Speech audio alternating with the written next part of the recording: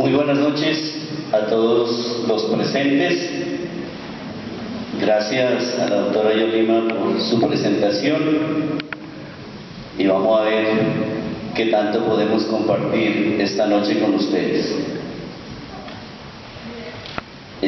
A lo largo de muchos años, como tutor y como director de trabajos de grado o de tesis de estudiantes de posgrado en diferentes universidades, la experiencia acumulada me ha permitido conocer de primera mano algunas dificultades más habituales a las que se enfrentan muchos estudiantes que con frecuencia tienen su primer contacto con la investigación. En esta charla, como lo ha manifestado la doctora Yolima, intentaré presentar algunos problemas que se presentan, a la vez que proporcionaré algunos consejos sobre cómo superarlos, de manera que los estudiantes puedan enfrentarse a la tarea de describir o de seguir la huella, que es el origen etimológico de la investigación. El problema más grande al que nos enfrentamos docentes y estudiantes en el campo de la investigación es la constatación que después de que los estudiantes han cursado y aprobado no solo uno, sino varios cursos de investigación, los estudiantes de pregrado y aún los de posgrado no conocen o no manejan los conocimientos básicos de la investigación. Por un lado, porque los docentes hemos hecho que los estudiantes se pasen cientos de horas leyendo, comiendo textos, diríamos en el lenguaje popular, memorizando, tomando apuntes, reproduciendo el conocimiento en evaluaciones. Anoche en el seminario de profesores de la maestría y del doctorado decíamos que hay una excesiva devoción por ciertos autores, por ciertas obras y poca relación con los procesos de investigación. O sea, que muy poco les hemos hablado a nuestros estudiantes de las preguntas básicas de la investigación. Por ejemplo, ¿qué es investigar? ¿Qué investigar? ¿Cómo investigar? ¿Dónde investigar? Fernando Savater, filósofo y escritor español, profesor de filosofía en diversas universidades, en su libro Las preguntas de la vida, de Editorial Ariel, dice que el proceso de construcción de conocimiento es una respuesta a las preguntas. En este sentido, es recomendable que en el trabajo de formación de maestros y de generación de conocimiento se debe tener en cuenta las preguntas. Pero, ¿cuál es la consecuencia de que los estudiantes no conozcan, no manejen, no dominen los conocimientos básicos de la investigación? Por ejemplo, a la hora de elaborar su trabajo de grado o la tesis en el plan de estudios, sea de pregrado o de posgrado, que siendo uno de los requisitos para la graduación la presentación de un trabajo de investigación, nos encontramos con que los estudiantes no saben por dónde empezar, cómo organizar el trabajo, cómo elegir el tema de investigación, dónde recoger la información información, cómo organizarla y clasificarla, o en la última fase, cómo proceder a redactar el informe final y a presentarlo de acuerdo con algunas normas básicas que son generalmente seguidas en el mundo académico. Para la Universidad de La Salle son las normas APA. Pero más allá de esta preocupación, que es legítima por superar desde luego, por otro lado, los estudiantes no son conscientes que el conocimiento, manejo y dominio de los elementos que configuran la investigación van a ser fundamentales a lo largo de su vida profesional,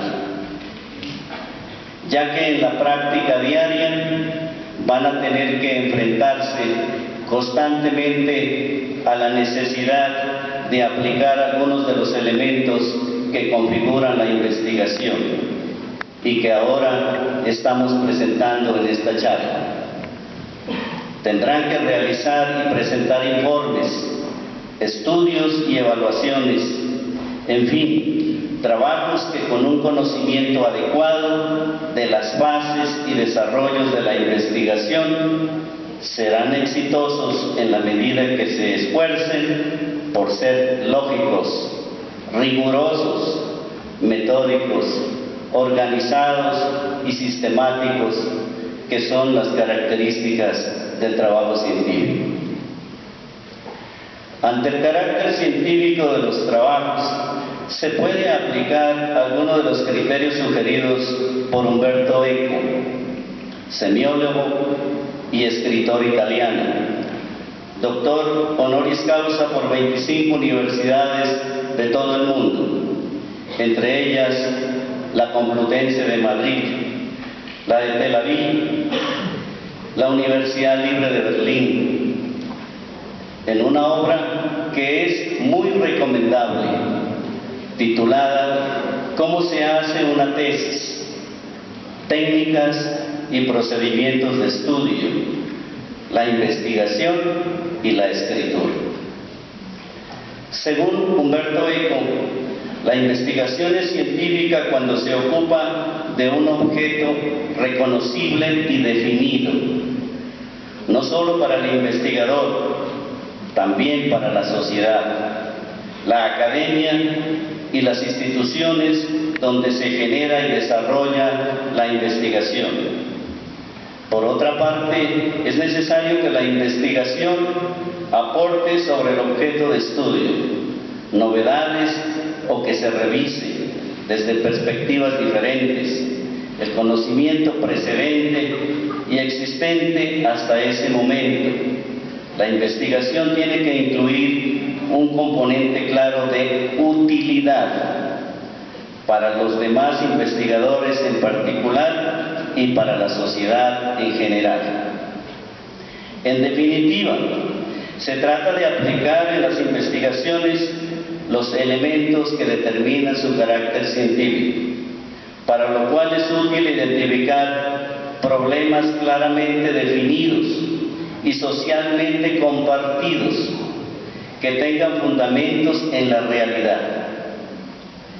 En otros términos, el objeto de investigación debe ser susceptible de someterse a una discusión crítica, a una acotación material y temporal, a una valoración racional y a un permanente contraste con la realidad. Por otro lado, es igualmente importante enmarcar el objeto de investigación en un marco de referencia teórico o conceptual. Es otro problema que los estudiantes no han sabido dimensionar. Esto normalmente se convierte en un corte y pegue, no algo construido por ellos, claro, previa apropiación de los autores, que sirve como fundamento o cimiento sólido de referencia, sea por la existencia de investigaciones anteriores reconocidas o sea, por la adscripción a un corpus teórico de reconocida validez y bagaje instrumental y metodológico. En definitiva, la investigación tiene un carácter intelectual, siendo una actividad, como dice Sierra Bravo, exige en todas sus fases y actuaciones el empleo de la inteligencia.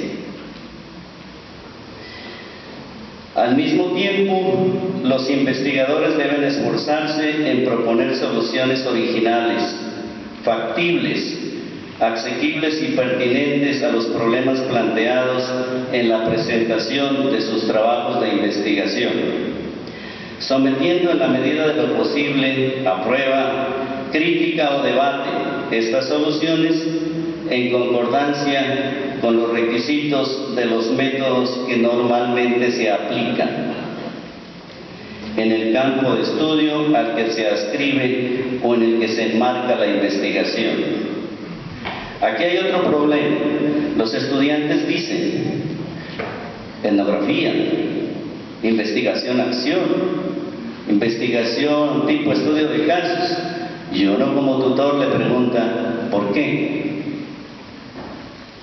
Entonces empieza como a adivinar. No se ha metido en el problema ni en lo que quiere hacer, porque no es cualquier método o el método que más conoce, sino el que se requiera dado el objetivo de la investigación. Aquí el investigador en nuestra maestría se da la oportunidad de enriquecer lo que ya conoce y de conocer otro y especializarse en él.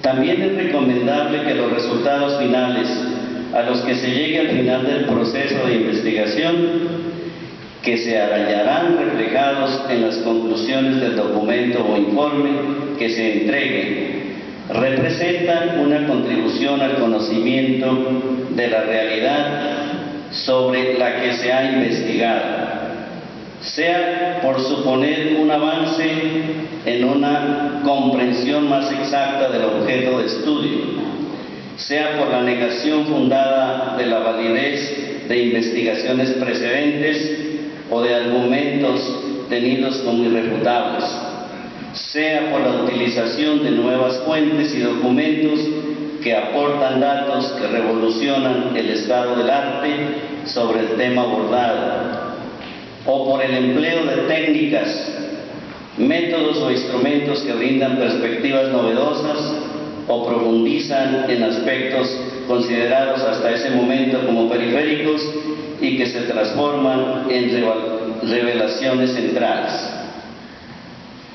De aquí se deriva la importancia, no siempre entendida por muchos estudiantes, de citar todas las fuentes de información trabajadas, sin omitir los datos de los autores y textos, artículos o lugares que nos han servido para fundamentar las hipótesis, argumentos y razones. Finalmente, el proceso de investigación es primordialmente un proceso racional y lógico, que no obstante puede ser complementado con la propia intuición del investigador y con la imaginación que debe guiar toda aproximación al conocimiento. Llegado a este punto, ¿qué consejos prácticos puedo dar a los estudiantes que están iniciando o desarrollando su trabajo de grado o tesis? Que superen con éxito los diversos obstáculos y dificultades que encontrarán en las diferentes fases del proceso de investigación. En primer lugar, y respecto a los motivos que les llevan a realizar una investigación, que sean conscientes de que guste o no la elaboración de un trabajo de grado o tesis es un requisito para obtener un título universitario, sea de pregrado o posgrado. Aquí yo les digo a mis estudiantes que pueden aprobar todos los seminarios o asignaturas, pero si no hacen un buen trabajo de grado, no se van a graduar. En consecuencia, hay una primera motivación de orden práctico, y que es superar uno de los requisitos para acreditarse con mayores méritos para la práctica de una profesión o al ejercicio de una actividad.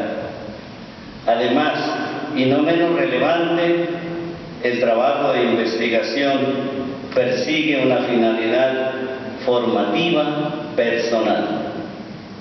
Muchas veces es más importante el proceso de conocimiento, el camino recorrido y lo que se aprende en él, que el resultado final y concreto de la investigación. En segundo lugar, con carácter previo y preparatorio al inicio de la investigación, un ejercicio muy útil consiste en forjar en el espíritu una actitud psicológica frente al trabajo de investigación que se va a realizar o que se está realizando y que se resume en una regla fundamental: vivir la investigación, tener curiosidad científica y afán por conocer. Esta actitud se hallará directamente relacionada con el objeto de estudio. Es importante identificar y escoger para la realización de los trabajos de investigación objetos de estudio atractivos, que apasionen y seduzcan, que sometan al estudiante al desafío de desvelar un conocimiento limitado sobre el tema y que le permitan al mismo tiempo realizar avances en el proceso de investigación, contribuyendo con un esfuerzo a la circulación del saber sobre el tema analizado. Los estudiantes que optan por objetos de estudio que no les son atractivos o con los que no establecen una relación de curiosidad, intimidad y desafío para la superación de los obstáculos de conocimiento, frecuentemente se desaniman y terminan cargando un peso que no les aporta elementos positivos a su propia formación investigadora. Es posible, simplificando a efectos expositivos, encontrar diferentes tipos de actitudes frente al desafío de la investigación. La del alumno que es inconsciente e irregular, que funciona por impulsos, pero no consigue fijar un rumbo y no es fácilmente susceptible a cambios en el objeto de estudio, con frecuentes vacilaciones en cuanto al avance en las fases de investigación. Otros directamente suelen dejarlo todo para el final. El resultado es innegable: un documento de poca utilidad, con frecuentes corta y pegue, escasa profundización, bajo grado de elaboración teórica y conceptual, predominio de la descripción sobre el análisis y, en resumen, con un espíritu de trámite que persigue quitarse de encima la carga de tener que presentar un trabajo de investigación como requisito formal para su aprobación final. O la del estudiante curioso, preocupado, inquieto, que se mete de cabeza en el proceso de investigación y construye una relación permanente de atención y seguimiento de su objeto de estudio. Suele estar atento a las noticias, artículos, documentos, libros y novedades que se producen sobre el objeto de estudio y socializa sus preocupaciones, y el estado de la cuestión y los avances que logra en lo que se encuentra investigando, de forma que se beneficia de las informaciones de otros colegas y crea una red que le permite estar al tanto de las actividades, publicaciones, convocatorias y oportunidades para profundizar. Esta última actitud descrita es la deseable y la que debe incentivarse y fraguarse en el ánimo del estudiante por parte de los docentes, tutores o directores de tesis, que puede distinguirse en 4 aspectos: el deseo de saber o la curiosidad científica, la pasión por la verdad, la búsqueda de la satisfacción de descubrir algo nuevo y de realizar obras que nos sobrevivan, la voluntad de ser útil a la humanidad. En tercer lugar, cultivar un estado de espíritu de concentración frente a la investigación. Es cierto que no todos los estudiantes contarán con las condiciones idóneas para enfrentar el desafío de culminar con éxito un proceso de investigación. Deben darse algunas precondiciones, difíciles de lograr en el ritmo frenético de la vida cotidiana y con la velocidad a la que nos devoran los avances tecnológicos: móviles, ordenadores, redes sociales, Facebook, Twitter, etc. En cuarto lugar, leer, leer y leer. Como decía alguien, ¿no? Trabajar, trabajar y trabajar. Un buen indicador de la existencia de esas precondiciones para la investigación lo encontramos en el gusto por la lectura y en la capacidad para la concentración en el texto, su entendimiento y aplicación al objeto de estudio seleccionado. La lectura es la base del proceso de investigación, o por lo menos una de las primeras operaciones básicas que emprendemos al realizar una primera aproximación al tema de análisis. Por ello es recomendable elaborar fichas de lectura de los libros y textos que tendremos que manejar, de forma que tengamos a la vista unas pocas palabras y de forma visual una información sintética sobre los aspectos centrales del texto leído, su aportación para la investigación. Estas fichas deben contener la bibliografía precisa, los datos del autor, un breve resumen, unas citas entre comillas de los fragmentos que se supone habrá que citar, con indicación precisa de las páginas y los comentarios personales. En quinto lugar, ser ordenados, sistemáticos y tenaces en el proceso de investigación. Es necesario generar hábitos en la investigación, ser metódicos, organizados y disciplinados. Conviene fijarse metas y objetivos de corto plazo. Por ejemplo, darse un tiempo determinado para revisar todos los informes. Debemos ser especialmente cuidadosos en el tratamiento de la información que vayamos recopilando. Pueden elaborarse bases de datos o sistemas propios de catalogación u ordenación de los documentos que manejamos, de manera que las informaciones que precisemos estén fácilmente accesibles, localizables y a la mano, especialmente cuando llegue la hora de redactar el texto final. Podemos construir esquemas, listas de documentos, mapas de fuentes de información, catálogos de obras que debemos consultar.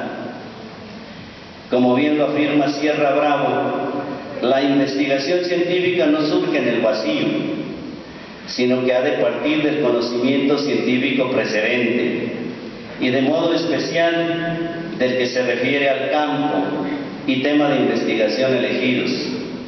Por ello, toda investigación científica presupone una labor previa de documentación que se realiza teniendo en cuenta las modernas técnicas de documentación.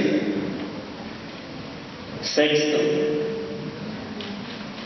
la investigación debe ser un proceso continuo y sostenido, perseverante e inasequible al desaliento, constante, paciente y diligente. No obstante, esto no significa que la brillantez, el ingenio o la inspiración pueden hacer su aparición, pero no es lo habitual. Lo habitual, salvo en genios dotados de estas virtudes. Al contrario, es más frecuente que lo deseable que los estudiantes dejen las fases de selección del objeto de estudio y recopilación de información.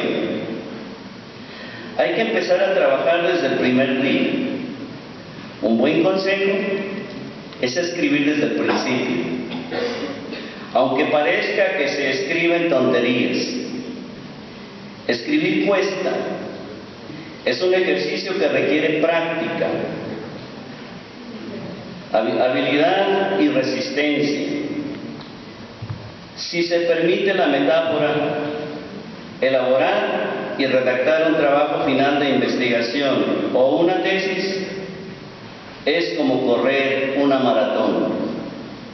Nadie puede llegar el día de la carrera y pretender recorrer los 50 kilómetros sin previamente haber estado entrenándose con pequeñas carreras, ejercicios y estiramientos durante meses, años, como en el caso de las tesis de doctorado. En consecuencia, hay que seguir la máxima aristotélica. En todas las cosas es preciso comenzar. El comienzo es más que la mitad del todo. Frente al imperativo de escribir desde el principio, puede surgir con toda razón y fundamento la duda sobre por dónde comenzar. Para Humberto Eco, lo mejor es escribir primero un título provisional, la introducción y el índice final. Esto es, precisamente, las cosas que todos los autores hacen al final. Interpretando a Humberto Eco, otros autores definen que el índice, en su versión provisional y sujeto a posteriores reelaboraciones, puede hacer las veces de plan de trabajo. Si al índice se le agrega un pequeño resumen de cada capítulo, podemos contar sin grandes esfuerzos con un sumario o compendio de trabajo. Si le añadimos un buen título y una bibliografía básica o esencial, ya tenemos un proyecto de investigación. De esta forma, un primer borrador de introducción del trabajo lo constituye un comentario analítico del índice, cuya funcionalidad residiría en fijar la idea de la tesis a lo largo de una línea directriz. En séptimo lugar, ser modestos en la selección del objeto de investigación, renunciando al abordaje de temas excesivamente complejos. o para los que no poseemos suficiente experiencia y práctica investigativa. Además, siguiendo con la cuestión decisiva de la elección del objeto a investigar, merece la pena seguir algunas reglas básicas, como procurar temas de investigación originales o que no hayan sido elaborados desde la perspectiva y con los instrumentos con los que pretendemos acercarnos a esa realidad. A veces puede parecer una misión imposible, pero como recuerda Ramón Cajal, no hay cuestiones agotadas, sino hombres agotados en las cuestiones. Huir de temas vagos y genéricos, preferir temas concretos, identificables y reconocibles, no excesivamente amplios, al contrario, que abarquen un solo tema por trabajo. Formular precisamente el objeto de estudio con objetivos de investigación claramente definidos y que supongan alguna novedad respecto a lo que se conoce y a cómo se conoce. Identificar el objeto de estudio a partir de su condición de ser asequible, es decir, que tengamos la preparación previa, el manejo de idiomas o técnicas necesarias para su abordaje, los medios materiales para la recopilación de datos, o que sea posible el acceso a la información suficiente. Plantear el objeto de estudio con claridad en la justificación de su relevancia e importancia social y con sencillez en el lenguaje utilizado. Verificar que al presentar el objeto de estudio se posean los datos esenciales que permitan comprobar que el resto del proyecto de investigación es coherente con el tema que se plantea. Delimitar material y formalmente el objeto de estudio, acotando, si fuera posible y si fuera el caso, otros elementos como su ámbito temporal y geográfico. Los límites para esta operación dependerán de cada caso en concreto. El proyecto de investigación debe establecerlos de manera precisa. Octavo,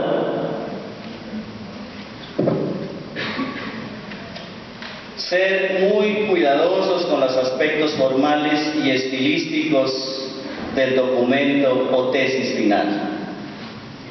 En cierta forma, la elaboración del informe final debe ser también una cuestión de estilo, ya que las formas también son importantes, especialmente a la hora de la presentación de los resultados de la investigación. En cuanto al estilo de redacción del informe, merecen destacarse las siguientes cualidades: que se escriba con claridad y sencillez,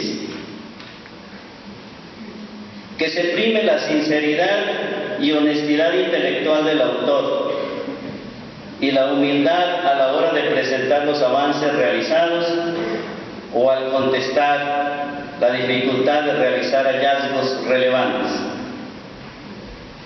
que privilegie la originalidad de la investigación, sea por las fuentes manejadas, por la perspectiva analítica o por la aplicación de las técnicas inusuales o innovadoras, que se apueste por la vivencia en la presentación de los resultados, en la combinación con el necesario rigor y la obligada sistematización del tratamiento de la información, de la descripción del problema, de la formulación de las hipótesis y su validación y de las conclusiones y aportes analíticos incluidos en el trabajo final. Mejorar el estilo no es un ejercicio automático. Por ello conviene recurrir a la consulta de manuales de estilo ortografía y redacción de trabajos escritos, un buen trabajo en sus fundamentos teóricos y en el proceso de investigación puede desperdiciarse por no seguir ciertas reglas de estilos fundamentales. Estas cuestiones formales afectan a la forma en que se escribe, a la presentación del trabajo, a los requisitos, por ejemplo, a la hora de citar correctamente la documentación o la bibliografía empleada. Un buen consejo, aparte de la lectura de los manuales empleados, es la consulta frecuente a tesis o trabajos de investigaciones destacadas en nuestro campo de conocimiento. Podemos encontrar en ellas una fuente de inspiración para evitar cometer errores. Conviene, si ello es posible, que otros colegas o profesores con los que tengamos cierta familiaridad lean nuestro trabajo y nos den su opinión. Noveno. Cuidado con el uso inadecuado e impreciso de las informaciones y textos existentes en Internet en los trabajos de investigación. Las ventajas de Internet son indudables, gracias a su estructura descentralizada y abierta de la información, a la difusión de datos y conocimientos de forma no convencional, lo que permite el acceso a textos que no tendrían difusión por otros medios, a su actualización permanente y al acceso directo a fuentes de carácter internacional. Comprender y aprovechar las informaciones en Internet supone seleccionar, clasificar y valorar las fuentes. El problema fundamental no es encontrar la información, sino convertirla en conocimiento, es decir, desarrollar los mecanismos para procesarla. El aumento de la información no conlleva necesariamente más calidad informativa, ni más originalidad o creatividad. Un exceso de información puede llegar a saturar y desviarnos del objeto de estudio. El resultado es el equilibrio existente, muchas veces entre la información disponible en Internet y su calidad. Por ello es recomendable sopesar la fiabilidad de la información. Por otra parte, el uso inadecuado de Internet, cuando no abiertamente su utilización para la realización de trabajos de investigación que en realidad son plagios o burdos ejercicios de corta y pegue. Sin referencia a los autores o fuentes en las que se basan, es cada día más frecuente y lamentablemente de forma inversamente proporcional a la calidad de las investigaciones, que en algunos casos presentan muchos estudiantes al final acuciados por el cumplimiento de plazos o por su propia inexperiencia investigativa. Hay que alertar del riesgo de convertir las informaciones disponibles en Internet en la única fuente de los trabajos de investigación, olvidando el recurso a la visita de las bibliotecas y centros de documentación. Y por último, décimo, recurrir al consejo y la experiencia de otros investigadores y profesionales del campo del conocimiento que queremos investigar. Este consejo se refiere a orientaciones en cuanto a las lecturas y lugares donde conseguir información, como en cuanto a la forma de interpretarla y procesarla, o en lo referente a la existencia de vacíos que dificultan un conocimiento más preciso del tema seleccionado. Concierne también a orientaciones de tipo metodológico, instrumental y de manejo de técnicas, a la par que a consultas sobre contenidos, evolución del problema, pertinencia y viabilidad de la investigación, estructura del documento o informe final, aspectos formales y estilísticos, y en general cualquier elemento que aporte luz y sirva de orientación y guía en el proceso de investigación en todas sus fases. Estas y algunas otras tareas, a veces de tipo más psicológico y de incentivo y aliento, son las propias de la figura del tutor, orientador o director de tesis. Por último, y como consejo final, si hemos decidido que queremos introducirnos en el camino de la investigación, es probable que debamos revisar algunos juicios, sesgos ideológicos y apriorismos que pueden condicionar nuestro acercamiento a la labor investigadora, siguiendo nuevamente una de las máximas del científico aragonés Ramón Cajal,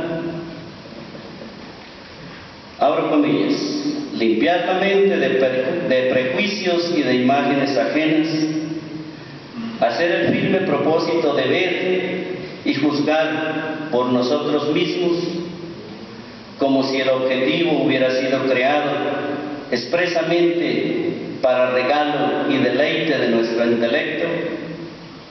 Es preciso, en fin, renovar en lo posible aquel estado de espíritu, mezcla de sorpresa, emoción y vivísima curiosidad, por el que atravesó el sabio afortunado que descubrió el hecho considerado por nosotros o que planteó primeramente el problema. Muchas gracias.